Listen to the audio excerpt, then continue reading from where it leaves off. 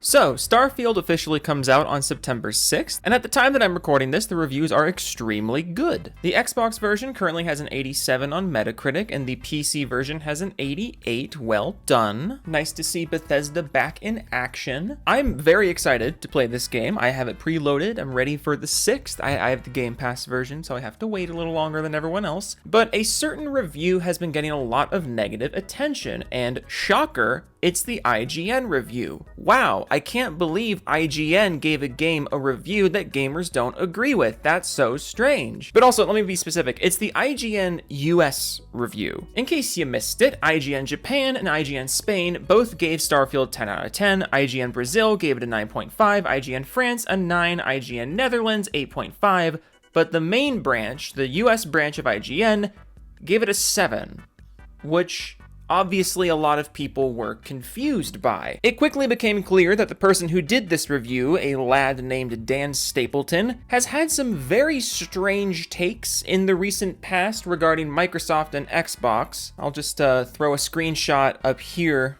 that someone sent me, and also this one. This is the dude they chose to review Starfield, which is a little strange. Also, hilariously, someone commented on IGN Spain's video about Starfield, calling IGN US Sony shills, and IGN Spain loved the comment. So there's clearly a little bit of internal squabbling going on over at IGN right now. But getting into Dan's review, he gave the game a 7 out of 10 and summarized, Starfield has a lot of forces working against it, but eventually the allure of its expansive role-playing quests and respectable combat makes its gravitational pull difficult to resist. Which doesn't super sound like a 7 out of 10 to me, but whatever, I guess. Here's another summary. Disjointed space travel, non-existent maps, aggravating inventory management, and a slow rollout of essential abilities very nearly did Starfield in. It was the joys piloting a custom spaceship into and out of all sorts of situations in a rich sci-fi universe that eventually pulled it out of a nosedive. I'm glad that I powered through the early hours because just like Skyrim and Fallout 4 before it, there's still an immense amount to discover, and the pull to seek it out is strong. Again, that doesn't super sound like a 7 out of 10 to me, but okay. Now, there have been a lot of accusations over the last few months regarding IGN's treatment of Xbox and potential bias against them, hence the funny little IGN Spain interaction that was screenshotted. But this video that you're watching right now is not going to be a discussion of whether or not IGN as an organization is biased against Xbox, and it's not even going to be a discussion about Dan Stapleton's potential bias against Xbox. Instead, we're just going to take a look at Dan Stapleton's IGN review history and try to get a gauge of what he considers to be better than Starfield, just for the giggles. So I picked out some high-profile games that he has reviewed in the past, and I took a bunch of screenshots of their summaries and scores, and we're just gonna have a nice little hoot here going through Dan Stapleton's review history and see if we can really understand what he wants from a game. See if we can pin down what the problem with Starfield was, when comparing to other games that he's really liked. Strap in. This one's weird. So let's start off with, here's this one. Mass Effect Andromeda, 7.7. Oh, good lord. Mass Effect Andromeda only occasionally recaptures the series' brilliance, but delivers a vast and fun action RPG. Oh, and just for the giggles, I'm gonna be comparing his IGN scores to the user scores of these games on Metacritic, just so we can, get a well-rounded look at this. Because you hear a lot about game journalists being very out of touch with gamers nowadays, and not to pass judgment on Mr. Stapleton as a person, but I think he is the walking embodiment of that. So Mass Effect Andromeda, 5.1 user score. Don't worry, it's better than Starfield. So Mass Effect Andromeda, one of the most hated, most disappointing games ever released, and it also barely functioned upon release. 5.1 user score. It's better than Starfield. I told you, this one's gonna get weird. Remember the SimCity reboot? The one that completely killed the franchise and also did not work upon release? Well, good old Dan here. 7 out of 10. It's just as good as Starfield. SimCity is buggy but beautiful, frustrating but rewarding, and strangely at odds with itself. But there's nothing else like it. And what does this game have on Metacritic? Oh, a 2.2.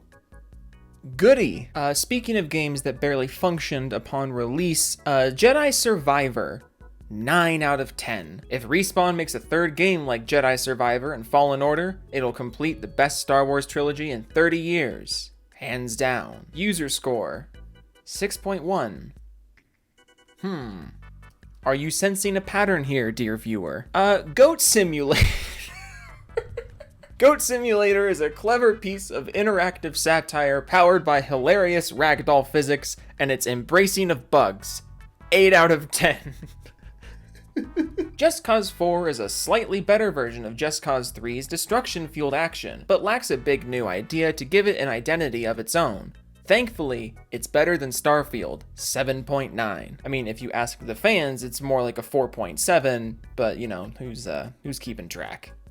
Other than me. God, it is so, I'm sweaty. It is hot in my room. Ugh. Oh, here's a game that I have a personal vendetta against. Wolfenstein 2. A fun fact, this was the last game I ever bought on console. This was the last game I ever bought on launch day before I switched to PC full time. Because for a while I was both on Xbox and PC, and then I'm pretty sure Wolfenstein 2 was the last game I ever bought at launch on Xbox, and part of that was the reason it was so goddamn disappointing. But don't worry, because according to Dan, it's a 9.1. Wolfenstein 2, a 9.1. And like, I know there's a lot of people out there that really like this game, but can we at least agree a 9.1 for this thing is way overblown? It was way too short. Certain parts were incredibly unbalanced. The ratio of story to gameplay was all out of whack, and the story, it was a huge step back from the first game. I don't know how you can play Wolfenstein the New Order and then Wolfenstein the New Colossus and think New Colossus is a 9.1, but that's just me. He also reviewed Wolfenstein Youngblood, which he only thought was slightly worse than Starfield. One of the worst first-person shooters of the decade. It's only slightly worse than Starfield, though. Okay, Dan. Hey, how many of you guys remember Rage 2? Probably not that many of you. Rage 2 was one of the most generic, bland, open-world shooters ever made. Dan thought it was great, though. He gave it an 8 out of 10.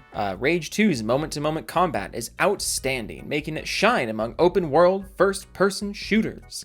Don't worry about the 6.1 user score. We can ignore that. Listen to Dan. Dan knows what he's doing. And also, I know at this point I might just be sounding petty and like overly defensive of a game I haven't even played yet. I know this is petty, and I know I haven't played the game. I just think this is funny. I don't mean for this to be mean-spirited. I just think this is hysterical. I think the fucking roller coaster of game standards this man has is one of the funniest things I've seen in a while. I can't explain why, but we're gonna keep going because there's more. Battlefield 5 single player review, which is another game that I actually played. I actually played Battlefield 5's campaign near the launch, and it's almost aggressively mediocre. But Dan thinks it was slightly better than Starfield, a little bit better. 7.3. We take those.